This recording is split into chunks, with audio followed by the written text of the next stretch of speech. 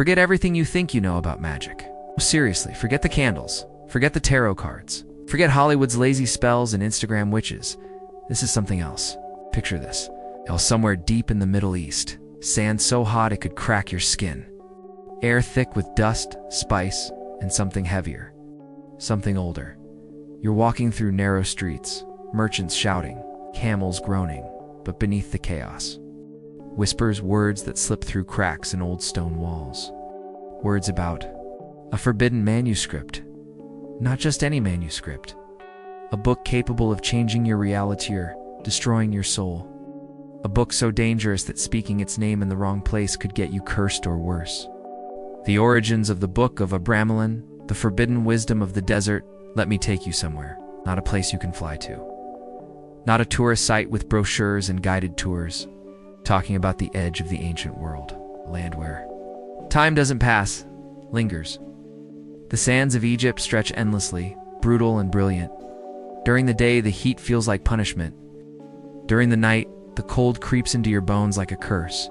But it was here, in this unforgiving silence, that something dangerous and sacred was whispered for the first time. Not to kings, not to prophets, but to a man hungry for something more than survival. His name was Abraham of Worms, a wealthy German Jew who chose to abandon everything, comfort, reputation, his children, his entire life in exchange for a meeting with a shadow. You see, Abraham wasn't mad. He wasn't a lost wanderer or a fanatic. He was precise, educated, determined, and he believed that true power, the kind that bends reality and commands spirits, was not found in temples or scriptures, but in hidden knowledge. Forbidden knowledge, kind whispered behind closed doors, the kind that made priests sweat and rulers afraid. So he crossed borders and deserts, left behind palaces to sleep on sand. He followed rumors through bazaars, stories passed in secret over wine-stained hands. And all of it pointed to one man, Abramelin the Mage. Now picture this, a Cairo, not as you know it today, but as it was then, a maze of shadowy alleys and flickering lanterns. The smell of spices, incense, and death in the same breath. Hidden deep in this labyrinth was Abramelin, an old mystic feared even by other mystics. He didn't advertise his knowledge. He didn't write scrolls or speak in public. You had to be brought to him. And when you stood before him, it wasn't a blessing, it was a test. He didn't look for followers, he looked for the worthy. Inside his chambers, the air itself felt charged, like a storm about to break. Candles flickered despite the absence of wind. Symbols coated the walls, Hebrew, Aramaic, and others not known to any language alive today. Abramelin wasn't interested in your money or your questions. He was interested in whether your soul could survive the journey he was about to show you. Because what he offered wasn't enlightenment, it wasn't comfort or peace, it was a manual, a contract, a weapon disguised as a book. This book, the Book of Abramelin, contained the system that would later terrify religious authorities and obsess occultists for centuries. It described the process to summon your holy guardian angel, not metaphorically, literally. And once you made contact, you'd be given dominion over 72 spirits. Spirits aligned with ancient forces, sometimes called demons, sometimes called intelligences. But here's the twist. The angel only comes if you destroy everything that's false within you. And the demons don't wait for permission. They come to stop you before you get there. Abraham didn't find a spell book.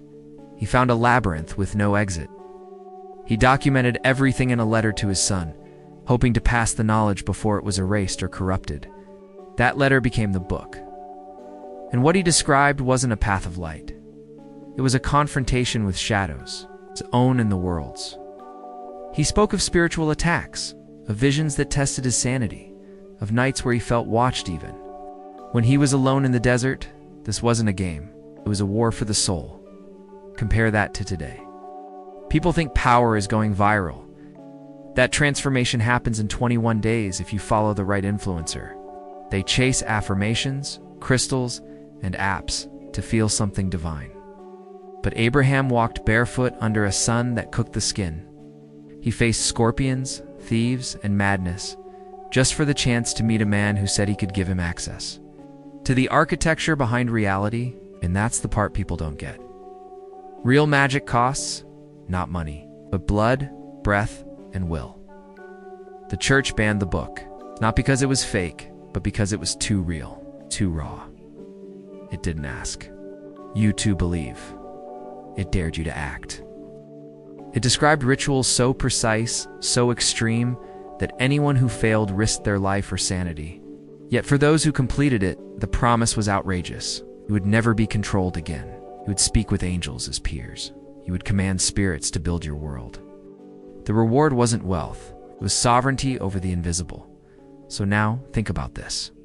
Why would a man give up everything for a book no one was supposed to read? Why would he risk death to follow whispers into the unknown? Maybe because deep down, we all know there's more to this world than what we're told. I mean, maybe you feel it. 2. The itch in your spine when something feels off. The dreams that don't feel like dreams. The silence that speaks louder than words. Abraham felt it, he followed it, and he wrote it down, not as a warning, but as an invitation. The Book of Abramelin isn't just a manuscript, it's a mirror. And when you stare into it, it doesn't reflect your face, it shows your destiny, or your destruction. And this, my friend, was only the beginning. The ritual of purification, starving the ego to feed the soul. So, let's say you've decided to walk the path. You've read the book, you understand the risk. You want to meet the holy guardian angel and command demons? Great, now what? This is where most people turn back. Not because it's hard, but because it demands everything you've spent your life avoiding. You're not asked to chant a few words or light a candle. No, you're asked to unmake yourself, piece by piece. The ritual of purification is not a weekend retreat. It's not a digital detox. This is a 6-month minimum isolation, right? 6 months. In silence, no phone, no social media, no contact with the outside world. Just you, your thoughts, and the presence of something you can't see, but definitely feel. During this time, you must abstain from sex, alcohol, meat, gossip, distractions, anything that ties your body to this world. Because the goal isn't pleasure, it's precision. You're preparing your vessel for something divine. That requires space, sacred space. Imagine living like this in today's world, where everything is noise, notifications, deadlines, Netflix. No one teaches you how to be alone, to sit in stillness, to listen to your own heartbeat and not freak out.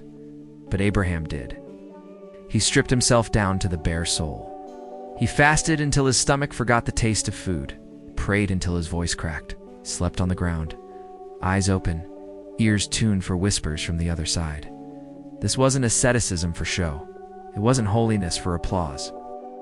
Surgery, spiritual surgery, cutting out the ego, the illusions, the inherited lies that most of us mistake for personality. Not perfection. That's the catch. You're not supposed to be flawless. You're supposed to be honest, brutally honest, about your fears, your lusts, your pride, your envy. Every shadow must be dragged into the light, because if you don't, the spirits will, and they're not gentle. Let me give you an image. Picture yourself locked in a small stone room, lit by a single oil lamp. It's midnight. You've eaten nothing for days. Your mind starts to drift, but you can't sleep. You must recite a specific invocation word for word while staring at a symbol drawn in ash on the floor. You begin to sweat, not from heat, but from the pressure, as if the air itself resists your breath. That's what spiritual friction feels like. Your spirit trying to rise, while your flesh begs to stay grounded. This stage breaks most people, not because of demons, but because they meet themselves, and they don't like what they find. Old memories come back. Regrets you buried. Pain you ignored. All of it surfaces, and there's no escape. No scrolling, no distractions, just you, ... and the truth. That's why the ritual begins with cleansing, because if you skip it, whatever you summon later won't answer to your higher self. It will answer to your wounds. And that's a dangerous thing to command. The ritual also includes building a sacred space physically. Abraham described creating a small oratory, a temple within your home or dwelling.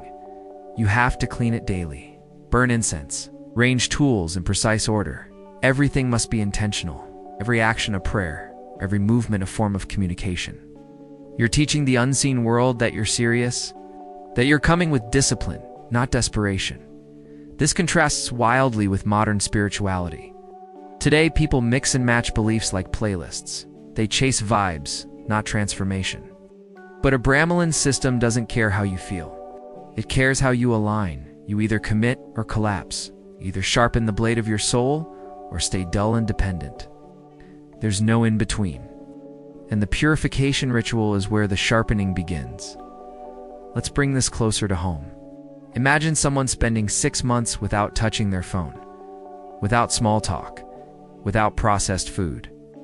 Just prayer, silence, journaling, ritual. Imagine how differently their mind would work, how sharp their intuition would be, how clear their vision. That's what Abraham pursued. That's what the ritual gives back. Not magic tricks, not illusions, but clarity, laser-cut clarity. And when you're that clear, things start to respond. Not because you force them, but because the universe respects order, especially internal order. Now, here's something rarely said. This ritual isn't about becoming holy. It's about becoming whole, integrated, honest, unshakable. Once that happens, your holy guardian angel draws near. But not before. You can't cheat the process. You can't pretend your way through it. The spirits see through masks, only respond to truth, to rawness, to those willing to stand naked in front of their own soul and not flinch. So ask yourself, could you do it? Could you step away from everything that comforts you? Could you face 6 months of silence, knowing it might break your mind before it frees your spirit? That's the price. And that's why most never try. But Abraham did. And because of that, the world received a doorway, system, a ritual map, carved in pain and purity, one that waits. Not for the curious, but for the committed. And what happens once the angel arrives? Well, ... That's when things stop being silent. The holy guardian angel, the voice that isn't yours.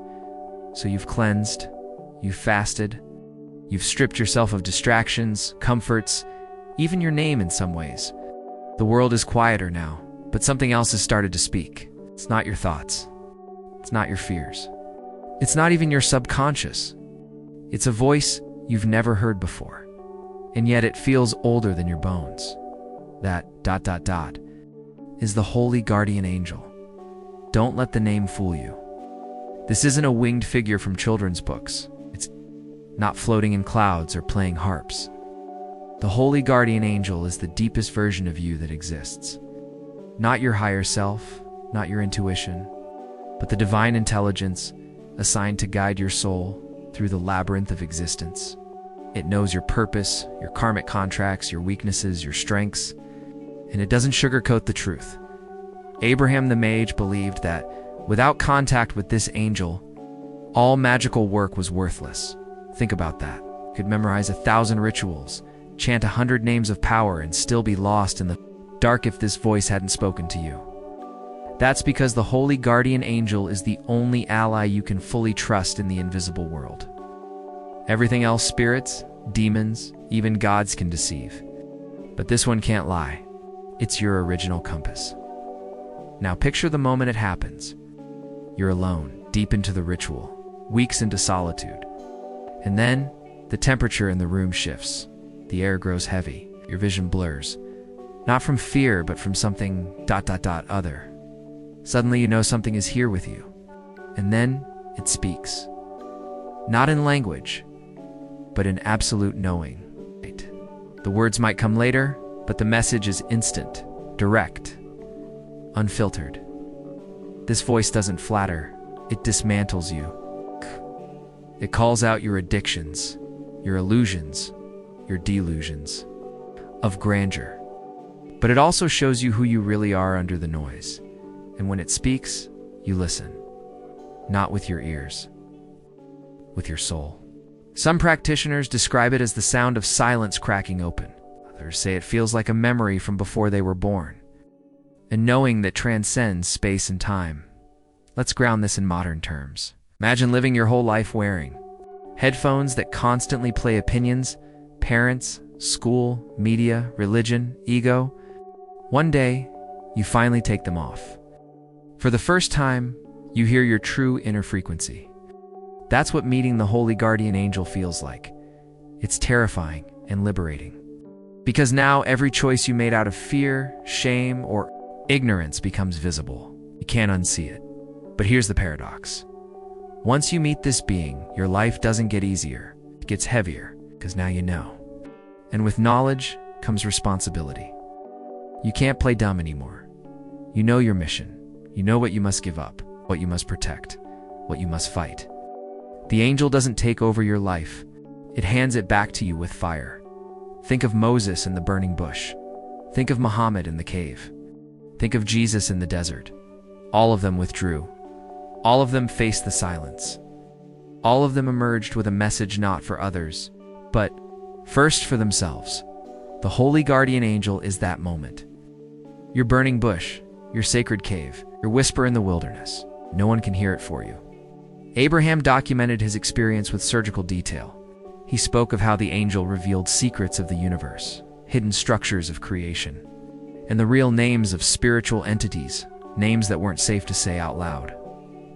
But more than knowledge, it gave him authority, a new kind of authority. One that didn't come from books or rituals, but from alignment. He no longer begged spirits. He commanded them, because he had permission from the one being who knew his soul's blueprint. This is what separates real magic from fantasy. Real magic begins after the angel appears. Your everything before is preparation. Everything after, ... is war. Or see the angels. Arrival marks a shift. It opens the next door. And what's behind that door isn't peace. It's confrontation. Because once you've met your divine ally, the universe tests if you're ready to wield what comes next. That test often wears the face of a demon. But before we get there, you need to understand one last thing. The angel doesn't stay forever, doesn't live with you like a pet. It visits, it instructs, and then ... it steps back. Because this isn't about dependency, it's about initiation. A moment that can never be undone. You've seen the truth. You've heard the voice. But now, you act knowing the cost of ignorance. So when people today chase enlightenment through apps, through psychedelics, through casual spirituality ... they have no idea what they're asking for. Because real contact with your holy guardian angel isn't a vibe, it's a vow. And once it's spoken, the game changes. Now, with your soul aligned and your angel revealed, you might think you're finally safe. You're not, because next come the Watchers. The Watchers, ancient spirits that never left. So you've met your holy guardian angel, felt its fire, stood in its presence. But just when you think the path is finally clear, the darkness shows its teeth. Because now, the spirits are watching. It's not just any spirits. We're talking about the Watchers. Beings older than religion, older than language, older than fear itself. Who are they? You won't find them on Netflix or at your local bookstore. These aren't your TV demons. These are entities mentioned in the Book of Enoch, feared in Kabbalistic texts, and whispered about by desert mystics under blood moons. They were called the Gregory, the fallen, ones who taught men forbidden knowledge, astrology, alchemy, war. They weren't supposed to, but they did. We've been paying the price ever since. Imagine standing alone in a stone temple half buried in the sands. No lights, just the glow of an oil lamp flickering against walls carved with languages long. Dead. The moment you complete the fourth invocation, the air shifts. You feel eyes on you, not from this world. Your skin tightens, your stomach drops. That's them, not summoned, but drawn to your flame like vultures too fresh. Blood. They don't speak like angels do. No warm light, no guidance. Just presence, heavy, watching, testing. They want to know if you're ready to claim the power you're reaching for, because if you're not, they'll tear you apart from the inside out. These spirits don't waste energy. They feed on weakness, insecurity, fear. If there's any crack in your spiritual armor, they'll find it. Abraham the Mage recorded encounters with these beings. He warned, once your angel makes itself known, the Watchers will take interest. Not to help, not to hurt, but to observe. And sometimes, to interfere. They've seen empires rise and fall. They've outlived languages, kings, and continents. They aren't bound by morality. They respond to will, to dominance, to structure. If you falter, they devour. But here's the twisted truth. You need them. Not as allies, as mirrors. They reveal what the angel cannot. The angel brings light, the Watchers bring contrast. Without them, you'd never know if your authority is real or just imagined. They're the ones who show you where the rot still lives inside you. They test your rituals, your courage, your control. Now think about modern life. People obsess over surveillance, digital footprints, hidden cameras, government eyes. But that's child's play. The real surveillance is older, quieter, and spiritual. These entities have been watching humanity since we first lit fires in caves. And now, they're watching you. Not because you're special, but because you dared to make contact. And once that flame is lit, it cannot be unseen. One account from a desert mystic tells of a night when he attempted the Abramelin Operation without proper preparation. The room grew cold, his candle snuffed out, and a whisper filled the chamber. Speaking truths he never told another soul. Not threats, not curses, just knowledge. As if these beings were reading his soul like a scroll. That's the power they carry, not brute force. It's pure spiritual intimidation. So, how do you stand against them? You don't. Not directly. You hold your structure. You keep the rituals. You stay aligned with your angel. That's your shield.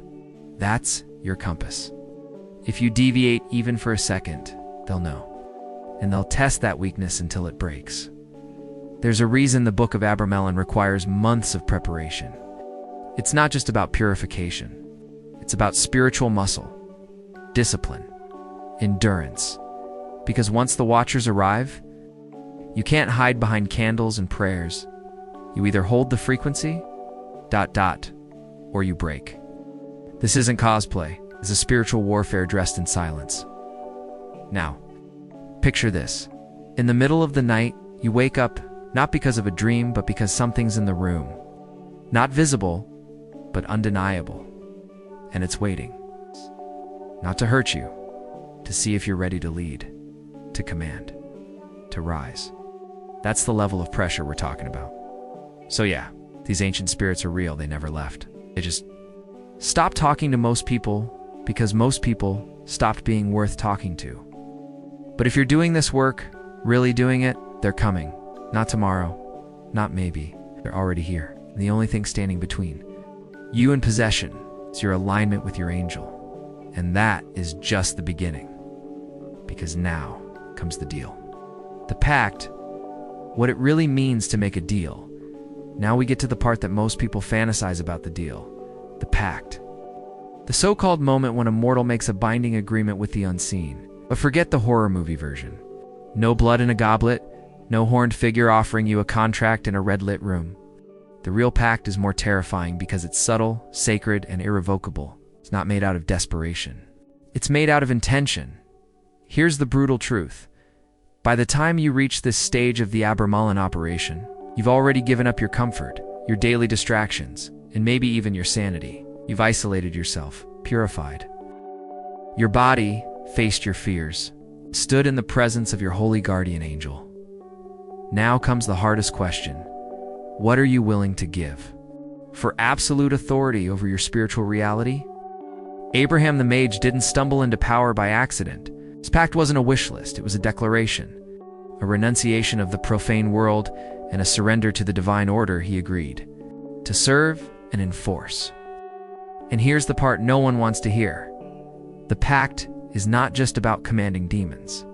It's about sacrificing parts of yourself that no longer serve your evolution, even if they scream on the way out.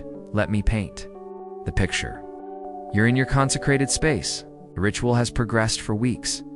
You haven't spoken to another human in days. You barely sleep. Your senses are heightened. Every flicker of flame feels like a presence. And then the moment comes. Your angel reveals to you the terms, no drama, just clarity. You must give up X to receive Y, simple. But the weight behind those terms, crushing it, might be your pride, your lust, your need for validation. Maybe your attachments to safety, or even certain people in your life. Whatever it is, it will feel like tearing a limb off. Why? Because the pact requires space. You cannot fill a cup that's already overflowing with ego, doubt, or fear. So the universe demands a sacrifice. Not out of cruelty, but because power cannot coexist with chaos. That's why people fail this work. It's not because they didn't chant enough, not because they messed up the symbols, but because when the pact was presented, they weren't willing to pay the price. They wanted the crown without losing their chains. And that's not how it works. The spirits, especially the demonic intelligences, can smell hesitation like blood in the water, you see. When you accept the pact, you're not just gaining command, you're becoming a spiritual sovereign. And that means you're responsible for what you allow in your field. Every thought, every intention, every word. You don't get to lie to yourself anymore. You don't get to escape consequences. The pact seals your soul under cosmic law. And once it's sealed, there's no going back. Not because something horrible will drag you into hell, but because the transformation becomes irreversible. You will see reality differently. People will sound hollow. Modern life will look like a slow-motion circus. Your priorities will change. Your desires will evolve. And most importantly, your frequency will rise beyond what you ever thought possible. This is where the real initiates are born. Not in temples or secret societies, but in silence. In solitude. In the moment when they say yes fully, painfully, without negotiation. That's the pact. Not a signature in blood, but a resonance. A commitment that echoes through every layer of your being and into the invisible world. And just like that, the spirits listen, not because you yelled louder, but because you became something they recognize. A peer, a ruler. Not a servant begging for scraps, but a force that now speaks their language. So before you ask to make a deal, ask yourself, what are you willing to let die so that something eternal can be born in its place? Because once the pact is made, the spirits arrive. The demonic hierarchy, not all spirits are equal. Most people think demons are chaos incarnate, wild, mindless, purely evil.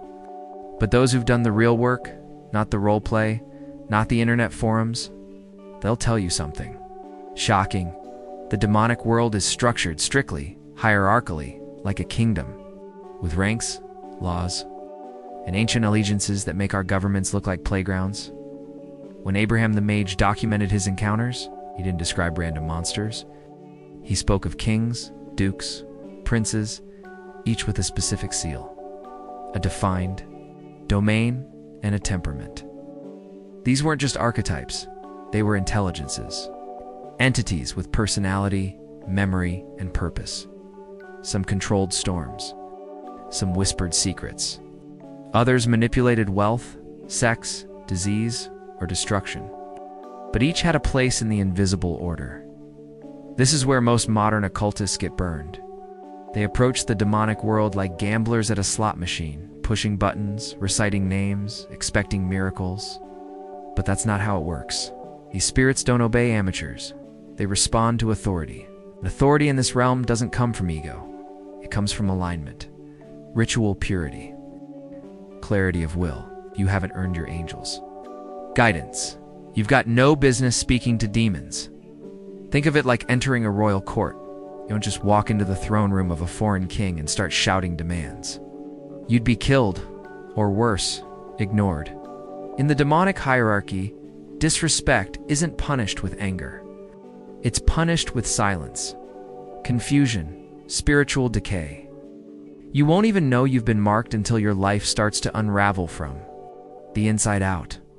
But when done properly, with respect, preparation, and precision, the results are undeniable. Each spirit has something to teach, to to offer, to reflect. But only if approached through the system laid out in texts like the Book of Abramelin. That's the protocol. That's the map. Ignore it, and you're wandering in a battlefield blindfolded. Take King Payman, for example, feared and misunderstood by many. But those who approach him through correct channels speak of unmatched wisdom, musical genius, and diplomatic power, or Asmodeus, controller of lust and forbidden knowledge. Dangerous? Yes, but not chaotic. Purposeful, brutal, loyal to those who prove worthy. These aren't cartoons. They're cosmic reflections of human potential, twisted, magnified, refined. Here's what separates the real ones from the tourists. Understanding that command isn't about domination. It's about resonance. If your soul doesn't vibrate with the frequency of a commander, the spirits will not obey. They might toy with you. They might echo your desires back as illusions, but they won't serve, because in their realm, will is currency, and most people are broke. And don't be fooled by appearances. Some demons are beautiful, radiant, others grotesque beyond description, but their form isn't about good or evil. It's about essence, energy, task. What they look like in vision or dream reflects your internal landscape as much as their own. Identity. That's why preparation is key. You're not just meeting them, you're meeting yourself, reflected through them. The hierarchy exists for a reason. It filters the weak. It tests the unworthy. And it ensures that power is never given freely. That's why the Book of Abramelin insists on months of isolation, cleansing, and ritual. Because by the time you're ready to speak their names, you better mean it. You better know who you are. Otherwise, they'll remind you in ways you may never recover from. So the next time you hear someone throw around demonic names like trading cards, ask yourself, do they know the hierarchy, the rules, the consequences? Because these beings are listening. Always. And when the wrong voice calls them, they answer in ways no spellbook can save you from dot. But for the one who walks the path with fire in his spine and truth in his blood, the gates open. And behind those gates waits the final trial. Aftermath, when the spirits obey, so what happens? When it works, when the rituals are complete, the angel has spoken, the pact is sealed, and the spirits begin to move at your command. You'd think this is where the story ends, but it's just the beginning. Because when the spirits obey, your life stops being yours alone. You become a living axis between heaven and hell, a gate through which invisible forces act upon the world. It's not glamorous. It's not safe. It's powerful. Power never comes without gravity. Those who reach this point speak of profound shifts in perception. Food tastes different. Time flows strangely. People avoid you or become obsessed with your presence. Dreams become warnings. Shadows carry messages. You're not haunted. You're aware. Fully. Constantly. There's no off switch. One day, you may speak a command in ritual, and days later watch the world shape itself to your words. Not through magic tricks, but through terrifying synchronicities. A job opens. A rival collapses. A truth is revealed. You don't question it anymore. You know who's moving behind the curtain. But that's certainty. It comes at a price. Isolation. Because who can you talk to? Who can understand what it feels like to hear whispers in candlelight, ... and realize they're not from your imagination, but from entities who now walk beside you, watching your every decision? You become a stranger in your own life. That's the test most never see coming. Some lose themselves. They get drunk on power, start abusing rituals for ego. And the spirits, they'll play along for a while. Until they teach the most brutal lesson of all: just because they obey you doesn't mean they serve you. The moment you drift from your divine alignment, they turn, fast, and everything you've built starts to rot from the inside. But for those who stay true, the ones who continue the work, who refine themselves daily, use their power not for vanity, but for balance, a new reality opens, one where fear dissolves, where death feels like a conversation, not an end, where you walk into a room, and without saying a word, everything bends subtly to your will. Not because you forced it, but because you became magnetic. And let's not forget the angel, the holy. Guardian angel doesn't vanish after the ritual. No, it becomes your mirror, your compass, your judge. It reminds you when your thoughts are impure, when your will is weak, when your mission drifts. You're no longer guessing in the dark. You're being guided. Every moment, whether you like it or not, there's a reason this path isn't taught in schools or temples. It's not profitable. It doesn't create followers. It creates sovereigns, dangerous people. It's people who don't need permission. And that's exactly what the old systems fear. So if you reach this level, and few do, prepare to lose your old self entirely, because you're not just a practitioner anymore. You're a weapon, temple, a king of two worlds. And kings don't beg, but be warned. This power doesn't stop growing. It expands, demands, evolves, and soon, the spirits begin to whisper of something more. Another level, a final gate. One that no text describes, but all true initiates sense just beyond the veil. And that, my friend, is where the next chapter begins. Now that you've seen behind the curtain, what will you do with it? Will you close the door and pretend you never heard the knock? Or will you step forward into the fire, into the silence, into the ancient current that never stopped flowing beneath our so-called modern world? Think about this. What if the fears you were taught as a child weren't warnings, but locks? What if prayer was just the kindergarten of real power? And what if everything you were told to avoid was exactly where your freedom waits? Met Abraham the Mage. You've seen the rites. You've heard the names that twist the fabric of reality. Now ask yourself how much of your life is really yours. How much was chosen? And how much was programmed? You don't need to answer. Right now, just let the question echo. It's how it starts. If this opens something in you, even a flicker, don't let it fade. This is not about belief. It's about remembrance. You already knew this once, deep down in dreams, in silence, maybe even in pain. Now, it's back. So if you're ready to go further to explore the secrets they said were too dangerous, too ancient, too real, then subscribe to this channel. Turn on notifications. Don't miss what comes next, because what you've seen so far, that's just the threshold. The next ritual, is already calling.